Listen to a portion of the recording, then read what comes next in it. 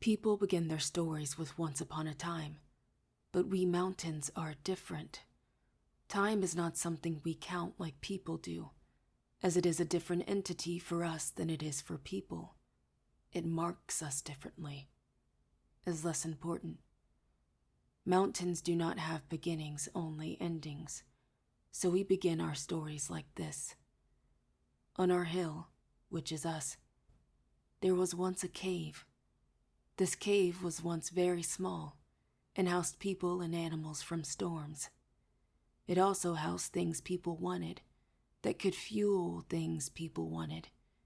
They would discover as more people came to live within view of the top hill, which was us. It was in this way that the cave grew from a small mouth to a deep and diving thing.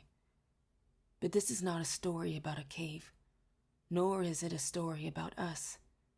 This is a story about a bird and a man who could sing like it. It is a rule codified by deep and diving men that every hill like us must have a canary, a small yellow bird in a cage, which whistles a particular call all day long within our cavernous underbelly. It was the habit of this man, whose arms stretched to his knees, and whose shoulders held back the morning and rolled forward the night, to whistle like the canary. This was much to the dismay of his friends. We say this man enjoyed his friends, in the way that a mountain might say we enjoyed having deep diving caves. This man did not enjoy his friends. He did not enjoy his work, and he did not enjoy the deep and diving confines of the cave. What he enjoyed was tending to the canary.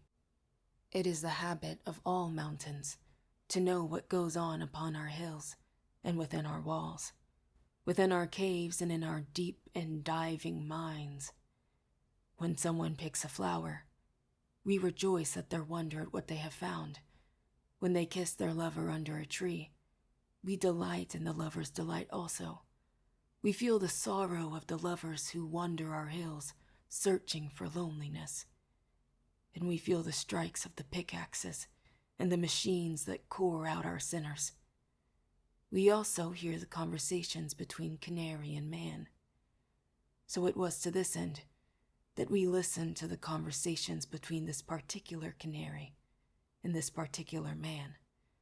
This man had a name, but it is not important to us, as names are not.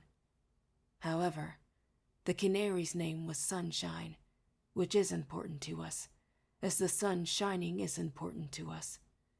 The canary's name hit us with the same hurt as a pickaxe strike, bold and unnerving, as this canary rarely knew the feel of the sun upon his feathers. He rarely saw the light of day. He did not know the cant of the sun across the sky, or the shadows it threw across our canyons. Yet that was his name, and it remains important to us.